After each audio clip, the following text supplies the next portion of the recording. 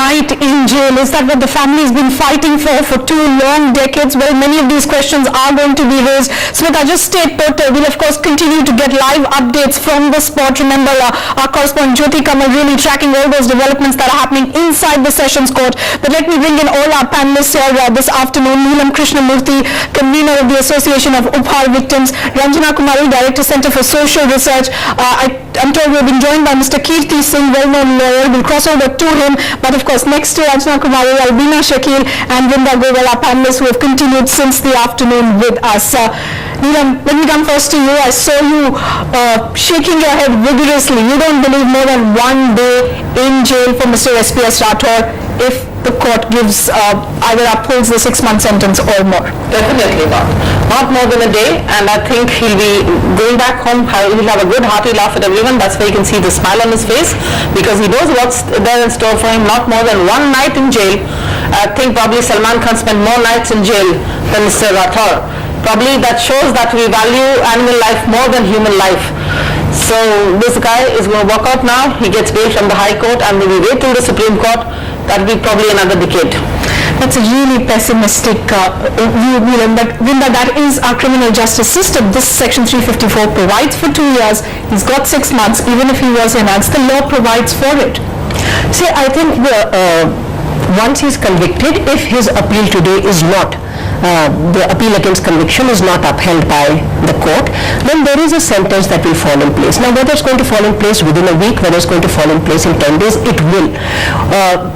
Where the country has waited for justice for so long, I think we need to be a little more patient in each case to want to tweak the law and take away the fair trial and the fair procedure, so that immediately the person should be sent into jail. In the long run is not going to serve the cause of justice of anybody. And that what does even how can we even suggest that? Can I just explain? I'm not at all on the side of Rathore in this case. We have to try and understand what is actually wrong with the system. What is wrong with the system that did not allow, despite the clearance to get the FIR registered, for this trial to commence? What is happening within the judiciary, which is exercising its discretion to give a 6-month sentence when in any case the sentence is so small? It's only a 2-year sentence. The problem lies there. So let us attack what is actually the problem, where people are not appreciating sexual violence against women, including the sensitization of the judiciary is necessary. The powerful are being able to fiddle with the criminal justice system. Let's hold them accountable, and everybody who allowed Rathore not to be booked. I know we've called it really a test case of what the criminal justice system will do today, Ranjana Kumari, but really every arm, whether it's of the judiciary or of the bureaucracy, has failed as far as this particular case is concerned. The reason why we're debating this 2 decades on is government after government protected SPS Rathore. Perhaps the entire police fraternity protected him all these years. You're absolutely right. I think this case really is opening up to everybody in the nation who is watching this case from the very beginning till now, after 19 years, when 6 months justice was delivered and mockery of the system was made. It's opening up to everybody that, look, this is what is actually happening within our judicial system. Every step can be managed, manipulated, and also the corrupt practices which are inherent, have become inherent into our system. And it's very, very important, whatever happens to Rathore, today the whole nation believes that his symbol of molestation. Rathore today stands before the nation convicted. So that is a story. I mean, of course, we are hoping that enough has been produced before the court, and 2 years he will definitely, at least whatever is provided by, he'll get. And I'm sure he will get that, but then again, will he really suffer those 2 years in jail? No. As you all said, one night. And then what will happen? The court will go to High Court, he gets his bail, and that is why the arrogant smile that you see. But at the same time, I mean, I think this is the time to debate what is happening to so many other cases around. You're very right. And I completely buy that point that this is one girl, one particular case, one family's fight for justice, but there are so many examples that are coming every now and then. I mean, many would have thought that had the judiciary sent out a stronger message at that point in time at the trial court level, we would not be seeing this day today. No, I think today there is a process of correction that is happening, and we are hoping that it may happen, because the CBI, it was asked 10 years back to add abatement to suicide charge. It never did. Now it's trying to do. The judiciary should have delivered much earlier rather than 400 hearings, 40 adjournments. So I think some correction is at stake. But the real question is that Rathore deserves 2 years. This is a case in terms of sexual harassment, molestation, which is perhaps much more stronger than many cases that happen inside closed doors, where there's only the victim's word against the aggressors. In this case, there's an eyewitness, so it's a full proof. It's a very strong case. So the conviction, I don't think that's under real threat. The court will have to do something really bad to, even question the conviction. He is convicted. He is a molester. He deserves convicted by a trial. Yes, absolutely. There is no way. And he deserves a stronger punishment, full 2 years today. The rest, I think, will go on in terms of CBI now really probing the abatement to suicide charge, the entire question of victimization of the complainant for doing complaint, victimization of all witnesses involved.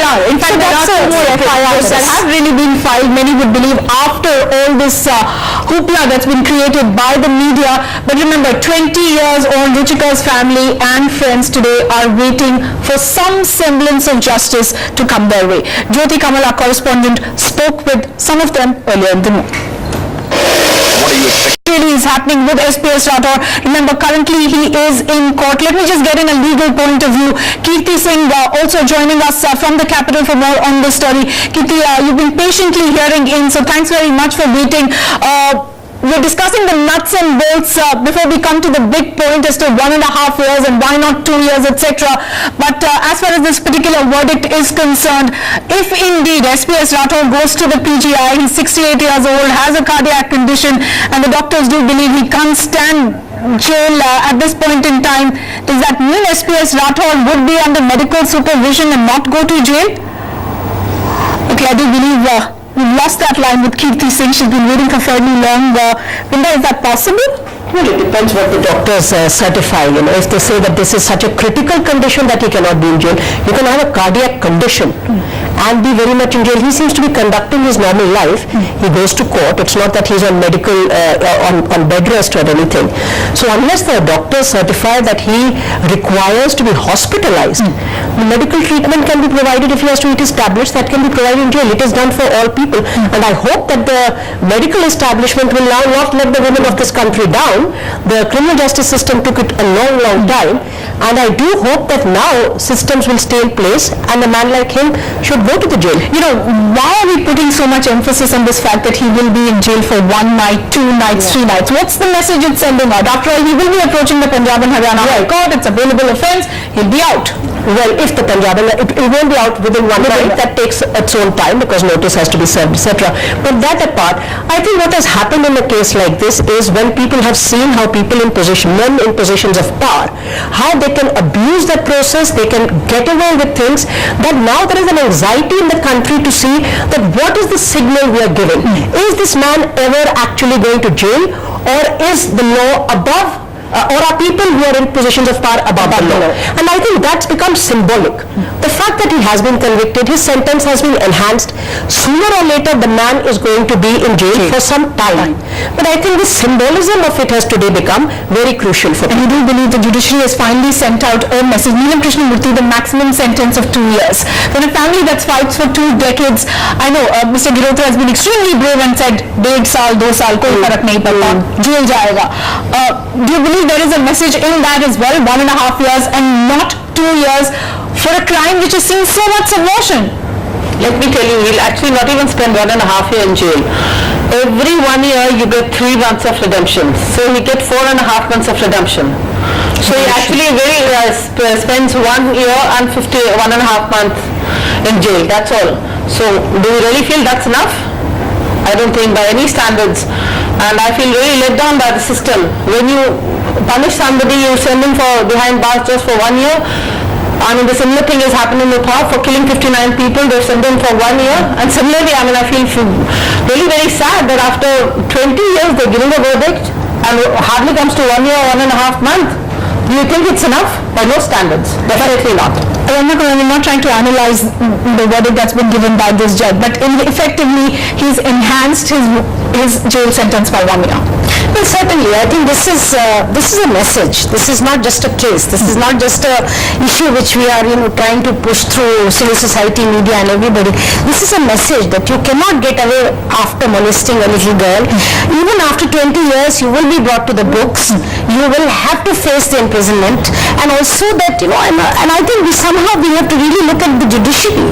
And, the way the media has gone behind this whole and supported the whole case, I think there is need for scrutinizing the system as effectively as we have been doing it with the particular cases that has been done, because it is important to see at what stage, why, how the victim system, where victim has to prove that, look, this has happened to me. It's why it is such a accused friendly system, why it is like this. So this is something which this is what it should open to, this debate. 1 year, when we all know that by tomorrow he may be in a hospital for the night, he may go back home tomorrow after getting the bail, and High Court certainly he gets the bail, we know for sure.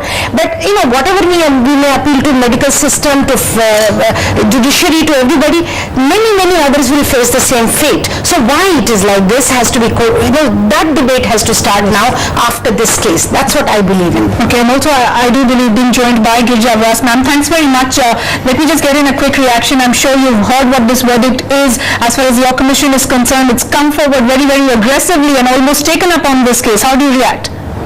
We are so happy, but at the same time I feel so sad that it took long time, 19 years we had to wait. But MCW took the initiative because of the press people, I must thank you people also, and because of our initiative that we asked for the section 306, section 307, 120, 166, 167, 191, 192, 195, 196, 201, 202, 203, 220, 221 and 503 RTC. And after our initiative and our demand, the CBI and the Haryana government, they took the initiative. You're saying that, ma'am, you're saying that, but it's very, very ironic. All through the last 20 years, not one government came forward and attacked Mr. S.B.S. Rathore.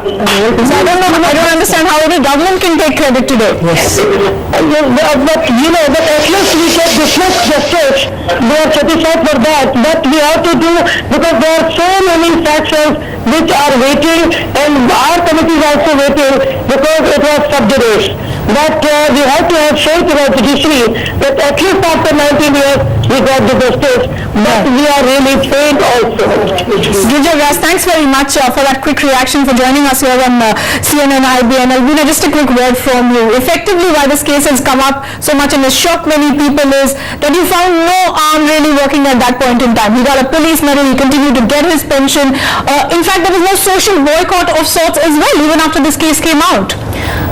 I think today with the verdict, I wouldn't really call it that it's justice delivered, because justice delayed is justice denied. I think this case is some correction of the injustices that have happened so far. I think with this case now, we should all be looking forward towards change in the law, because there are no obligations inbuilt in the law. The governor let Ruchika down, the police let Ruchika down, her school let Ruchika down, the Haryana Lawn Tennis Association let Ruchika down, the powers that be, the chief ministers, the politicians, they let her down. I think there's a need for change in the law. But at this instance, I would really say that it is for these reasons that women's organizations demand 33% reservation for women in the parliament, because we are really seeing that when crimes of this nature are involved, the parliament doesn't act. And I think it's that insensitivity that we have to address. Ravina, just a quick word to you. I know you praise the media in that sense, but Mr. Rathore's point really has been that this has been a trial by media. The media has conducted these debates, the media has built an entire public opinion, it's held out candlelight marches, etc. So the media in its sense was stacked against Mr. Rathore and was pushing the court, was pushing the bureaucracy, take away his medal, take away his pension, was always pushing.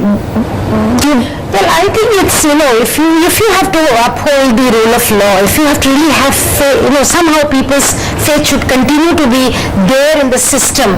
I'm sure media has helped in that. When you went behind the whole thing, then even we demanded, we all said that, you stripped him of all the medals you do, all kinds of issues came from the civil society also. But at the same time, look at the way the system's response is. Look at the way the politicians are behaving. Look at the way the governments behaved in the whole system. How they protected, he was given everything at the right time, even his pension, even all his medals, all recognitions, everything. Nobody ever got up to question that, look, this man in such high position as a protector of law and order is molested a little girl, a totally helpless little girl. So, this did not hit anybody for almost 2 decades.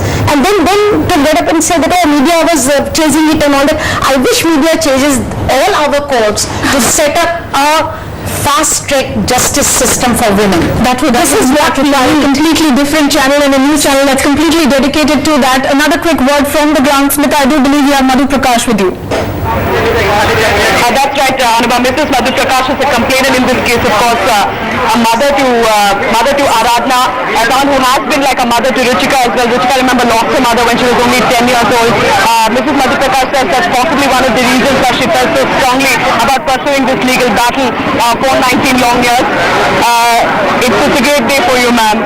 It's vindication for you. Have you been able to reflect on what happened in court and how do you feel right now? When the punishment was announced, I was very happy because the punishment is enhanced. And Rathore is behind the bars now, and we all wanted this thing. And Ruchika must be feeling she is no more here, that her soul must be in peace now. And I am happy with this decision of just happened. Right, ma'am, but it may not end here. Definitely it won't end here because this case is proof that Rathore has molested the girl and he has been punished for that crime. And now we pursue him in the High Court for abetment to suicide because of Rathore she had committed the suicide, and that's why we are pursuing him Rathore in the High Court for abetment to suicide. We're still waiting for the CBI to actually complete its investigations and file a charge sheet and subsequently frame charges in that as well if they were to find evidence. But really, ma'am, Ruchika would have been 35 today, was she? Yes, she must be 35. Right, so it's the same age as Aradhna. Yes, if Rathore hadn't molested her, she must be enjoying a family life very nicely. But today she is no more, and it is because of Rathore, and he has been punished for that. I am happy with that. Ma'am, the only image we have of Ruchika is the one picture that we often play out for our viewers as well. It's a smiling, happy face. How do you remember Ruchika during the last days when she was undergoing, as you say, harassment at the hands of Mr. Rathore? You said you often saw her crying. What is the one image that you remember of Ruchika though? Firstly, when she was 14 years old, she used to come to me. She was very lively girl. She was very